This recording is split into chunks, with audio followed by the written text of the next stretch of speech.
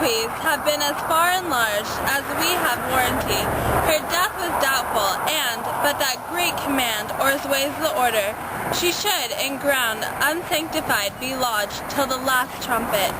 For charitable prayers, shards, flints, and pebbles should be thrown on her. Yet here she is allowed her virgin krantz, her maid instruments, and the bringing home of bell and burial.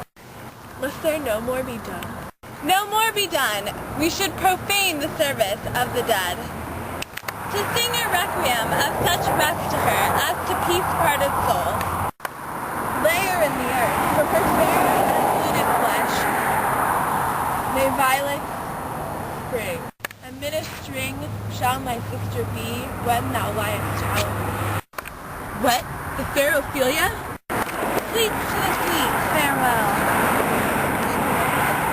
I hoped thou shouldst have been my Hamlet's wife. Fall 10 times, trouble, on that cursed hand, whose wicked deed thy most ingenious sense deprive thee of, hold off the earth a while, till I have caught her once more in mine own arms. Now pile your dust upon the quick and dead, till off this flat a mountain you have made. Overtop old Pelion, or the skyish head of blue Olympus.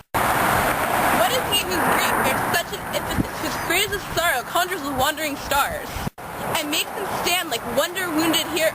This is I, Hamlet the Dane. The devil take thy soul! Thou prayest not well. I prithee thee, take thy fingers from my throat. For though I am not splenitive and rash, yet I have within me something dangerous, which lets thy wisdom fear. Hold off thy hand! Pluck them asunder! Hamlet! Hamlet! Gentlemen, good my lord, be quiet. The reason why we picked this scene is because of all the different viewpoints in it. The first viewpoint we have is the doctor.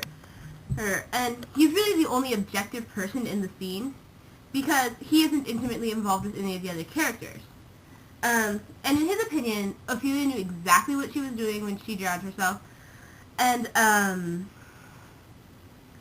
this opinion is actually, the doctor is actually the second person to suggest this. The first person to suggest this was actually the gravedigger in the first part of the scene, which we didn't act out. So we have these two really rather objective characters who are turning around and saying that Ophelia might have actually known what she was doing. And then all the other characters in the scene are all biased because they all have they're all in some way related to Ophelia. One of the first ones is Laertes, and in the scene, he's turning around and calling his sister an angel when the doctor turns around and tells her that, you know, she should be buried under stones because, like, she killed herself, basically, and that it would be, when the doctor's saying that it's wrong to give her any other rights, he's turning around and Laertes is all like, you know, my sister was an angel, which is quite contrary to when we first meet Laertes and Ophelia in Act 1, when he's basically calling her a slut for sleeping around with Hamlet, even though he doesn't know exactly if she's doing that or not. So the fact that Laertes' opinion about, or how he portrays Ophelia changes, shows that you don't really know. Laertes isn't like a reliable source on the kind of person Ophelia was. There's also Gertrude.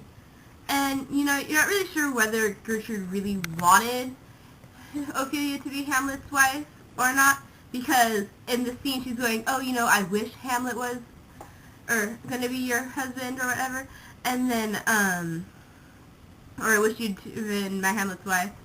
Then, but when Gertrude is reporting Ophelia's death, she turns around and is all like, you know, it's just a lot more like sensory detail, and it's more mechanical, and there's not really anything emotional to it. So this person who's you're supposed to want to be your son's husband, it's kind of just undermining what is being said later. So you're not really, again, Gertrude isn't a reliable source of who Ophelia really is. Give me pardon, sir. I have done you wrong. But pardon it as you are a gentleman, whose presence knows, and you must needs have heard how I am punished. with sore distraction. What I have done, that might your nature, honor, and acceptance roughly away, I here proclaim was madness. Was it Hamlet wrong, Laertes? Never Hamlet. If Hamlet from himself be taken away, and when he's not himself does wrong, Laertes, then Hamlet does it not. Hamlet denies it. Who does it then? His madness. If it be so, Hamlet is of the faction that is wrong. His madness is poor Hamlet's enemy. Sir, in this audience, let my disclaiming from a proposed evil bring me so far in your most generous thoughts that I have shot my arrow over the house and hurt my brother. I am satisfied in nature, whose motive in this case should stir me most to my revenge. But in my terms of honor I stand aloof, and will no reconcilement till by some elder masters of known honor I have a voice and precedent of peace, to keep my name ungored. But till that time, I do receive your offered love, like love will not wrong it. I embrace it freely, and, with his brothers frankly play, give us the foil. Come. Come, one for me? I'll be your foil, Laertes. In my ignorance, your skill shall, like a star in the darkness light. You strike fire, indeed. You mock me, sir. No, by this hand. When Hamlet apologizes to Laertes, he turns around and says, the reason I insulted you was because I was mad, and by mad I mean like insane, and he wasn't in his right mind. But it's but Hamlet himself, he claims that most of the time when he acts mad, he knows what he's doing. The quote was something about like, except when the winds blow like south or north or something like that. He turns around and says that.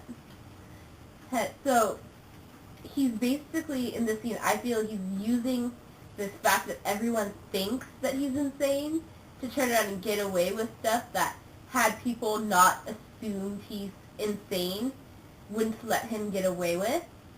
And I think that, in a way, Laertes knows this, but because Laertes is so focused on, like, what he's going to do, he doesn't really pay attention to it. He basically turns around and says, I do forgive you for like, he holds Hamlet responsible for the deaths of his father and sister. But he turns around and is like, you're not, I should be driven to revenge, but I'm not. But, insulting me was more it was a slap to my honor, and I'm not going to let you get away with that. And I think that Laertes just uses honor as an excuse, because in this time, it was really, your honor was based on your family, and Laertes, your honor was basically defined by your family. Your family could make or break your honor. So when Laertes is like, I'm not really going to avenge my father and my sister, he's more like, to Laertes, it seems that there's really no difference between revenge and honor. It's the same thing, because avenging his honor and avenging his family both mean that he has to, like, kill Hamlet and stuff.